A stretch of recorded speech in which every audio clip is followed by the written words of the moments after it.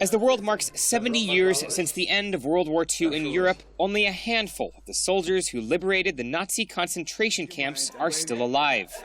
92-year-old Munich resident David Dushman is one of them. Born in Gdansk in 1923, but registered as having been born in Minsk, Dushman joined the army in 1941 after the Germans attacked the Soviet Union. He went on to win over 40 medals. Along with the Ukrainian and Russian soldiers he shared his tank with, he was among the first to arrive at the Auschwitz concentration camp, where he and his fellow Red Army soldiers dismantled the fences and barbed wire they found without realizing where they were. We destroyed it all with our tanks. I handed out everything I had in the tank, tinned food, chocolate, and so on. And then we drove on. After us came the first Ukrainian front, and they were the ones who liberated. We simply destroyed it all.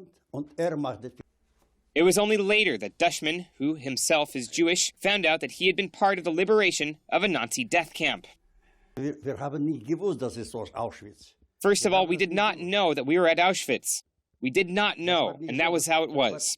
There were different small camps, one big and others small ones. There were people wearing uniforms, very thin. You see, people who were involved in war are like animals. We saw so much suffering, so many dead people every day. It was normal. And of course, that was not nice to see. 70 years on, Dushman fears the lessons of the war haven't been learned when he looks at the current conflict in Ukraine between the national military and Russian-backed militants. In my tank, there was me, a Jew, with a Ukrainian and a Russian. We were like brothers. It does not matter a bit if you are German. You're a person. You are a person, and Ukrainians are people, and Germans are people, and Russians are people.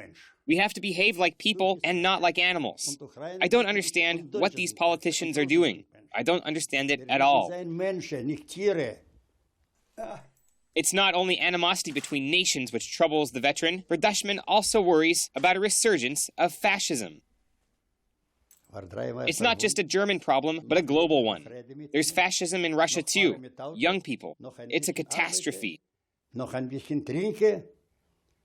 After studying medicine as his parents had hoped, Dushman then dedicated his life to sport, first as a professional fencer and later as a coach to the Soviet fencing team. He's still a member of the Olympic fencing team in Munich, where he moved in 1996 with his wife.